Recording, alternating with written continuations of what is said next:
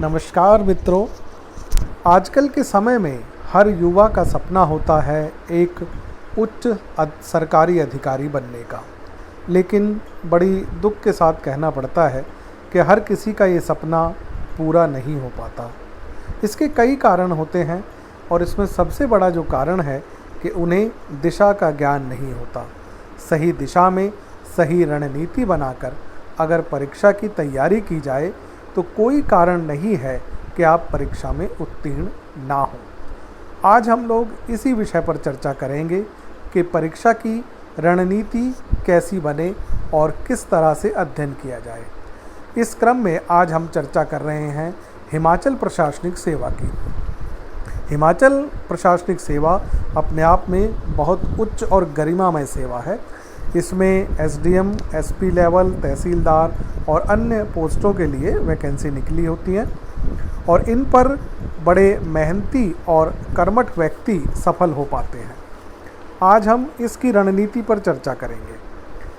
सर्वप्रथम तो विद्यार्थियों के मन में आरंभ से ही एक प्रश्न झंझोड़ता है कि पहले प्री की तैयारी की जाए या मेंस की तैयारी करें। इस दोनों में ही उन्हें ऊहापोह की स्थिति रहती है। अगर मेंस की करते हैं तो प्री छूटने का डर रहता है और प्री की करते हैं तो प्री होने के बाद मेंस की तैयारी के लिए बहुत ज़्यादा समय उनके पास नहीं बचता है। एक्सपर्ट्स की सदा से एक राय रही है कि पहले मेन की तैयारी की जाए और उसके साथ साथ प्री की तैयारी तो अपने आप हो जाती है। जबकि ज़्यादातर अभ्यर्थी क्या करते हैं, प्री पे अपना फोकस रखते हैं और प्री पे फोकस रखते रखते वो मेंस के लिए भी उलझ जाते हैं और ऐसे में ना प्री हो पाता है और मेंस तक तो वो पहुंच ही नहीं पाते हैं। सर्वप्रथम, हालांकि मेंस में लिखित परीक्षा है जबकि प्री जो है वो ऑब्जेक्टिव टाइप है, उसमें लिखित नहीं होता और चार उत्तर दिए होते हैं एक प्रश्न के और उनमें से सही पे आपको चिन्हित करना होता है। लेकिन फिर भी आप मेंस की तैयारी करते करते आधी सी प्री की आपकी तैयारी हो ही जाती है। तो सर्वप्रथम तो मन में ये बनाकर चलिए कि प्री और मेंस की तैयारी एक साथ होती है, लेकिन सबसे पहले आपको इसके सिलेबस पर पूर्णतः ध्यान देना होगा। सिलेबस को पूर्णतः समझिए, उसमें क्या क्या पॉइंट्स दिए गए हैं, किस किस विषय का और कितना आपको अध्ययन करना है। इतिहास में मान लीजिए कितना और कहाँ तक अध्ययन करना है, ये सटीकता पूर्वक आपको देखना होगा। ज़्यादातर लोगों के मन में आखिर तक सिलेबस का भान ही नहीं हो पाता।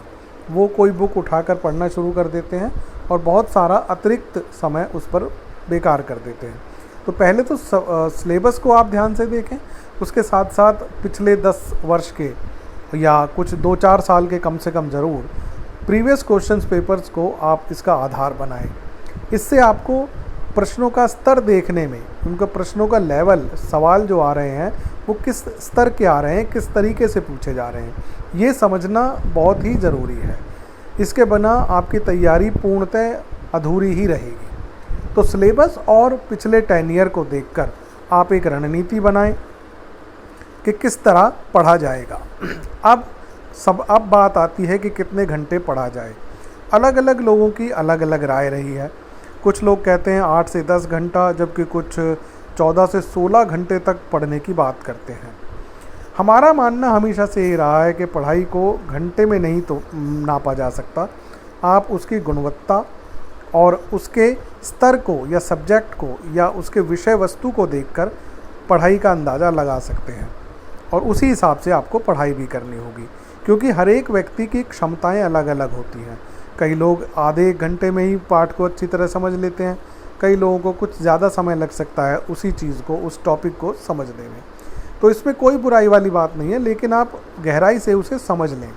तो घंटों में उसको ना बाँटें, उसके हिसाब से आप बल्कि सब्जेक्ट वाइज और टॉपिक वाइज उसको बाँटें।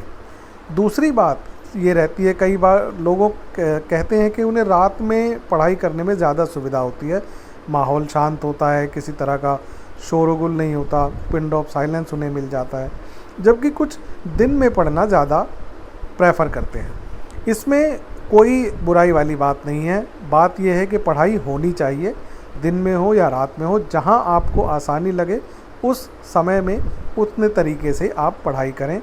सबसे पहले आप कोई ना कोई एक न्यूज़पेपर, जो भी राष्ट्रीय स्तर का हो या अच्छा सा, उसे आप काफ़ी दिनों पहले से पढ़ना शुरू कर दें, बल्कि आप उसकी एक आदत डाल लें, निरंतरता रहे जिसमें एक न्यूज़पेपर को डेली पढ़ना ही पढ़ना है और बड़ गहराई से उसमें से खास चीज़ों को निकाल लेना है।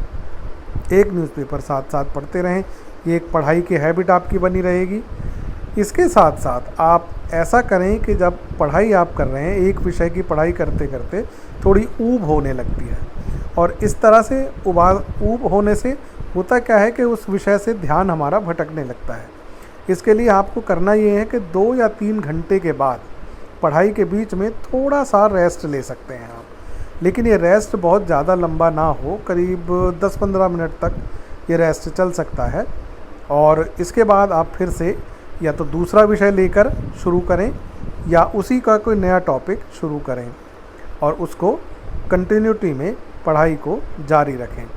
इसके साथ साथ आपको दिन में पानी बहुत ज़्यादा पीना चाहिए, रुक रुक कर थोड़ा थोड़ा पानी आप पीते रहें।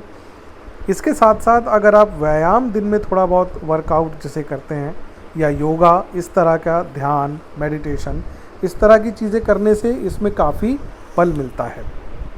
इससे एक तो बोरियत महसूस नहीं होती, साथ साथ आपके मस्तिष्क की पावर जो है या आपके दिमाग की क्षमता तेज़ी से बढ़ती है, और ये ज़रूरी है इस समय में थोड़ा थोड़ा व्यायाम किया जाए।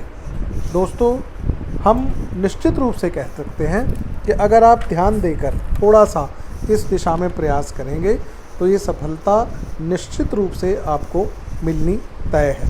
हमने इसके साथ साथ इस एग्ज़ाम से रिलेटेड बाकी वीडियोज़ भी बनाए हैं, जिसमें हमने अगले वीडियो में बुक्स के लिए चर्चा की है कि इस सब्जेक्ट के लिए या इस परीक्षा के लिए कौन कौन सी किताबें आपको लेनी होंगी, जो करीब अपरिहार्य हैं और जिन्हें पढ़कर आप बड़ी आसानी से ये एग्ज़ाम निकाल सकते हैं। तो वो बुक्स वाला आप ज़रूर वीडियो देखें हमारे उस पर।